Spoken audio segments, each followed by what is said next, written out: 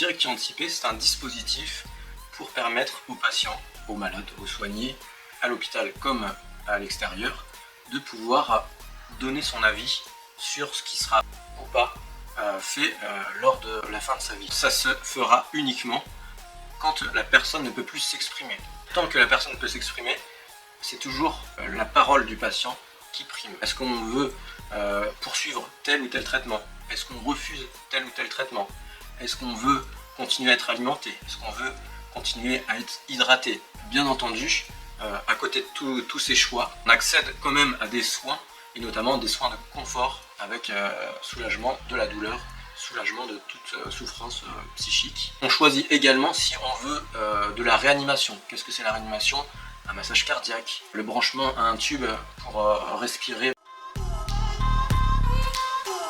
Il n'y a pas de moment idéal. On peut faire à tout moment, que ce soit quand on est en bonne santé ou bien quand on est hospitalisé, quand on a une maladie potentiellement grave. Tout simplement sur un papier libre. Sur un papier libre où on marque son nom, son prénom, sa date de naissance, son lieu de naissance. Il y a des modèles pour ça, des modèles sur les sites du gouvernement, santegouv.fr, sur le site de l'HAS. Et également, il y a un modèle dans votre hôpital, sur le centre hospitalier du Haut-Anjou. Toute personne qui a plus de 18 ans peut remplir. Pour les personnes mineures, elles peuvent remplir également, mais il faut que ce soit validé par l'autorité parentale. Tout simplement, on peut les garder sur soi. L'important, c'est que ce soit accessible, donc sur soi, dans son porte-monnaie, dans son sac à main, chez le médecin généraliste. Sur le dossier médical partagé, pareil dans le dossier à l'hôpital.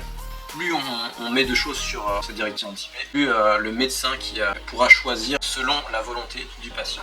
Les personnes qui sont sous tutelle peuvent avoir recours à écrire des directives anticipées. Bien entendu, il faut qu'elles soient validées par le tuteur et s'il y a le conseil de famille. Autre cas particulier, si la personne peut encore s'exprimer mais qu'elle ne peut pas écrire. C'est simple, on peut quand même rédiger des directives anticipées, sauf que en plus de celui qui écrit, il faudra 2 témoins pour attester que ce qui est écrit, c'était bien ce qui avait été dit par le patient.